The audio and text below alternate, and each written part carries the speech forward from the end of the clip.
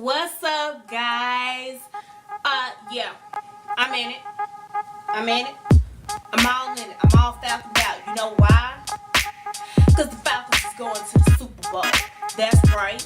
My city is going to the Super Bowl. Now, everybody, my fiance be clowning me talking about, you from Tennessee, why you don't claim the Titans, da-da-da-da-da. Look, it is what it is. I've liked the Falcons before I moved here. It is what it is. Now, I'm not like this over-the-top football fan, but I do enjoy the game, and Falcons are my team, and I'm super proud of them for making it to the Super Bowl. Hopefully we can bring this year. So, with that being said, I will be in this gear the whole video. But, this is actually a video regarding weight loss update. I spoke with an old classmate of mine, and she has gotten on her lifestyle change. And I'm not going to mention her name just because I'm not sure if she's okay with that or not. So I'm not going to mention her name, but I told her to stay tuned for this video, and I want to let her know, if she's watching, that I am beyond proud of you. Regardless of how we did it, natural surgery, I'm just proud that you took control of your life and you said, hey, I've got to do something. Enough is enough. I got to get it together. So I'm so proud of you. You know who you are if you're watching. And to everyone else out there who's trying to get their journey together, their weight loss journey, or their weight loss regimen or health regimen together, just stay encouraged. Remember, as long as you're living, you still have time. Nobody's telling you to go out and be a health nut, be at the gym rat 7-8 days a week. Like there's 8 days a week. But nobody's telling you to be at the gym every single day of the week and to eat nothing but lettuce wraps and celery. So I'm just saying, make better choices in your life. Instead of a Sprite, you need a drink of water. Instead of a piece of bread, you can go without bread. Without that. You know what to substitute, you know what not. You know what's right and wrong. You know when you're doing wrong, and you know it's not cheating anybody but yourself. So, to my friend, my ex-classmate, I am so proud of you. Just know that I am here for you, and for anyone who has questions about my weight loss surgery. That is why I chose to document my weight loss journey, because like I said, it is an outlet for me to talk to you guys, but it's also because when I was doing my research on the gastric bypass surgery, I found a lot more on the sleeve than I did the surgery. Again, they're two separate surgeries. The outcomes are different. The way your body's going to work is going to be different. So I didn't find so much information on bypass as much as I did sleeve. So people who are interested in bypass, I want it to be an extra outlet or an extra person that maybe you could reach out and ask questions. My email is on my YouTube page. And I'll still link it down below, but it is what it is. So if you have questions, let me know, and I'll try to answer specific questions. But hopefully I'll answer your questions.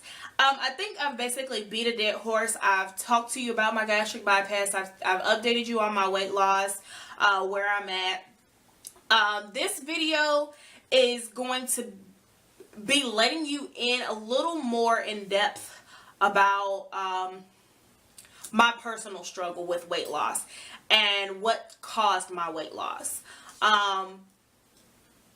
So this is a picky eater's guide to weight loss. Picky eater. And picky eater sounds funny. When you think of picky eaters, you think of somebody small or skinny because they don't eat a lot. When in fact it could be the exact opposite. I am a picky eater because I have a food phobia. And I can openly admit that. And some people I'm sure are going to just be like, food phobia? What the hell? That sounds like some made up ish.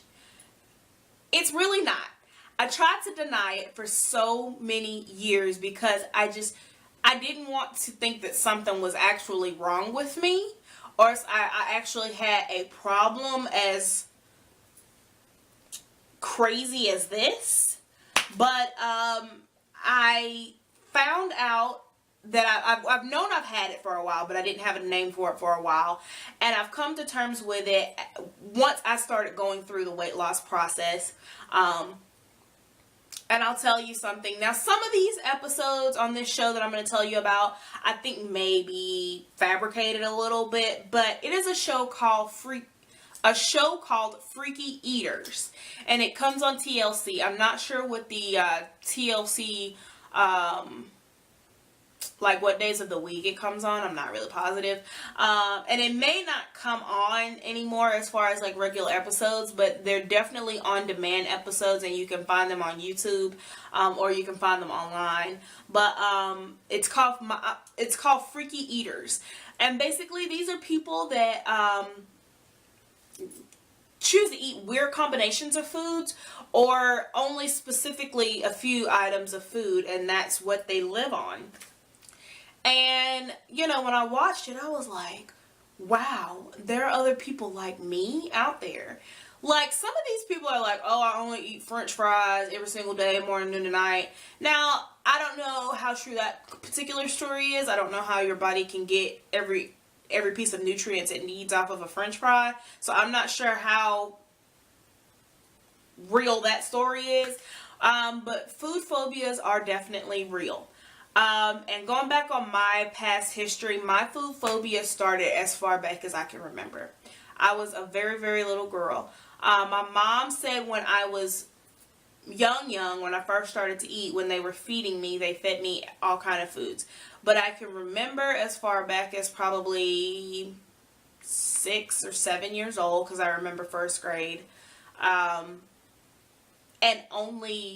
being very selective about the foods that I eat. Because I've always been a person that ate for taste instead of somebody that eats to get what they need out of it. Like, a lot of health people these days are just like, oh, I don't really like it, but I eat it because it's good for you. And that's the mentality that I'm trying to make myself have. But the going back, I had a real phobia if I didn't already know that I liked the food, or, you know what I'm saying, if I smelt it and it had a funny smell, or if I tasted it and it wasn't good, I wasn't eating it.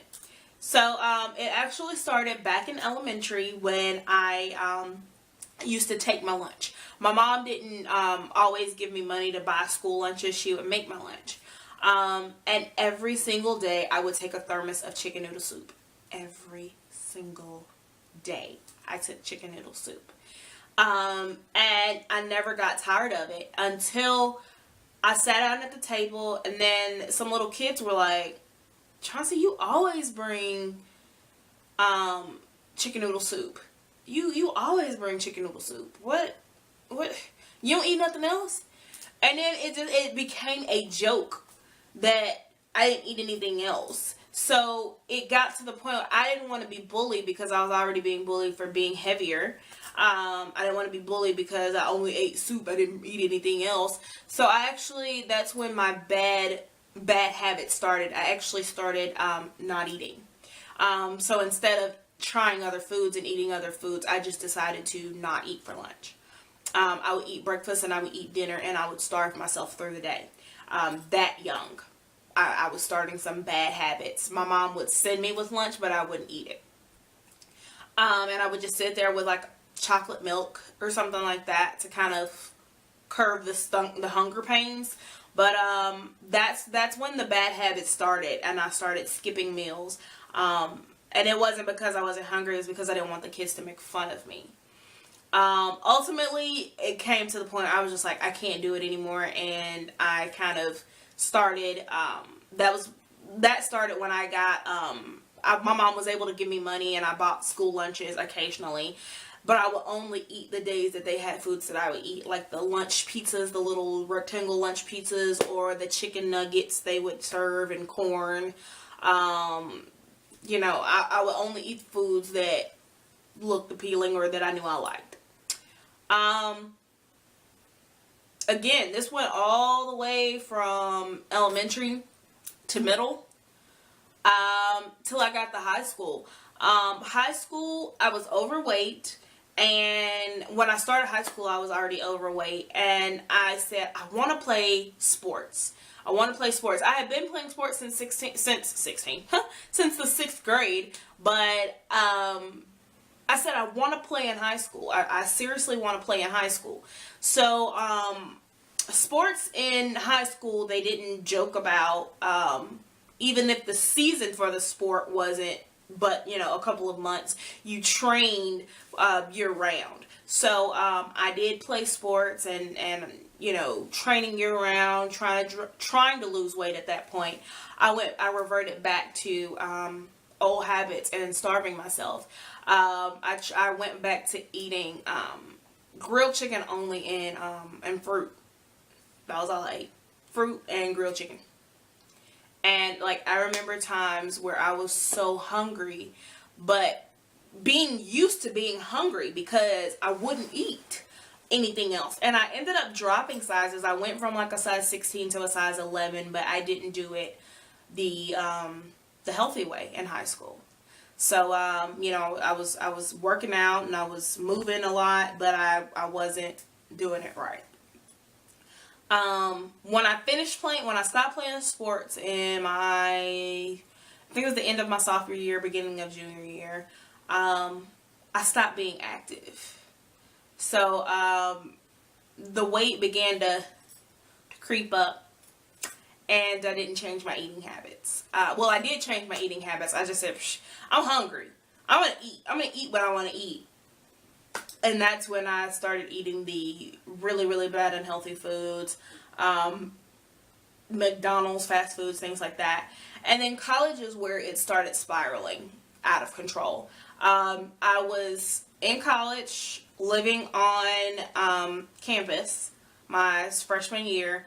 I ended up having to get a job to get some extra money for food and stuff like that. My parents sent me money, but it wasn't enough that I would live off of. So I ended up getting a part-time job, and that's when I got addicted to the Tostino's pizzas and the pizza rolls and the chicken nuggets that you would warm up in the oven, and the french fries and the macaroni and cheese and the pastas and the breads and the cakes and the cookies and anything cheap. If you want to know why poor people are unhealthy, it's because the poor people can only afford cheap food. They make all the healthy foods are at World Market and Whole Foods, and if you can afford to go to Whole Foods and shop your whole grocery list, I commend you, because that total is going to be $300. I don't have $300 in my budget to go and shop for groceries for 2 weeks. So, my budget is not a $600 budget for food. So if you want to know why poor people are usually overweight, it's because poor people can only afford what they can afford. So they get the foods that they can afford, which are usually the unhealthy ones.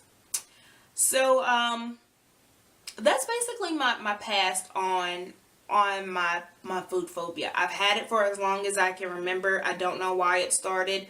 I just don't. I don't like a lot of foods. Lot more vegetables that I don't like than, other foods. But I realized something was extremely wrong when I was forced to try different foods.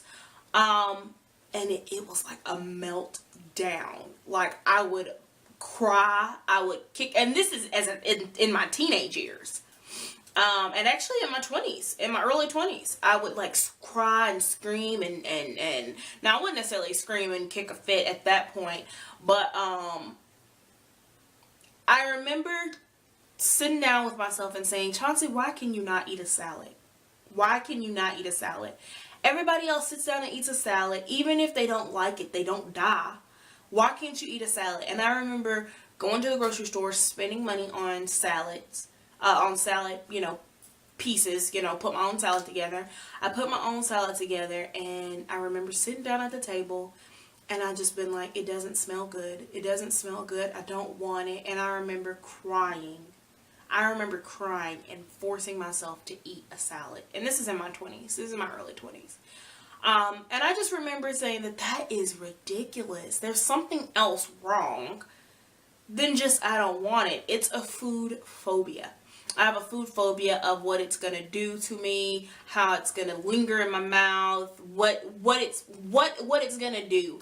And literally, if my body doesn't want it, or if I don't want it and it rejects it, I'll throw it back up. It's involuntary. I can't control it. It doesn't want to stay down. If I don't like it, if I reject it, it rejects. So I've kind of come to terms with it and tried to find new ways of introducing new healthier foods into my diet without, you know, traumatizing myself, basically. And I'm pinning this as a picky eater's guide, because if you're anything like me, or if you have a food phobia, which I think it's a lot more common than I think it is for people who are going through it and maybe don't want to admit it to themselves, but if you have a food phobia, just know that it's okay. And the foods that you eat, or the foods that I choose to eat, are typically bad foods, like I said. So I've tried to find ways of making those bad foods into healthier foods. I love chicken, but instead of eating fried chicken, I try to find new ways to make my chicken: grilled chicken, baked chicken, pan or oven fried chicken. I try to use different sauces that I like. I typically stick to the same type of sauces, maybe the same 3, but you know, I try to change it up. Sometimes I do wings, sometimes I do chicken breast. You know, I'll create it like that. I didn't used to like carrots. I like carrots now, depending on how you cook them. Vegetables taste a little different when you roast them as opposed to boiling them. Seasoning makes all the difference. If you can season your food, season your vegetables, they may not taste like as yucky as you want, or as low as you think. Instead of drinking sodas, I just substituted every drink for a water. Occasionally I will have a soda, occasionally I will have a juice, but majority of my day is water. So I am going to insert some pictures of some breakfast choices that I have, or that I choose to eat on a daily basis, and some lunch and dinner choices. Now you'll see a food prep picture, which was my most recent food prep of meals that I eat, and those more so being because I choose not to do too much starch. So my meals usually consist of a protein and a vegetable for lunch and dinner, and eggs and a meat for breakfast. So you will see those options at the end of this video. And I just kind of wanted to come out to you guys, and hopefully somebody that's following me on YouTube and following my weight loss journey, that this information helps them to know that, yes, I did have surgery. Some people can call it the easy way out, and it was a tool that definitely helped me. I don't regret it at all. It definitely helped me, but it's still some things that I have to do on my own and change myself and fix myself mentally, because 75% of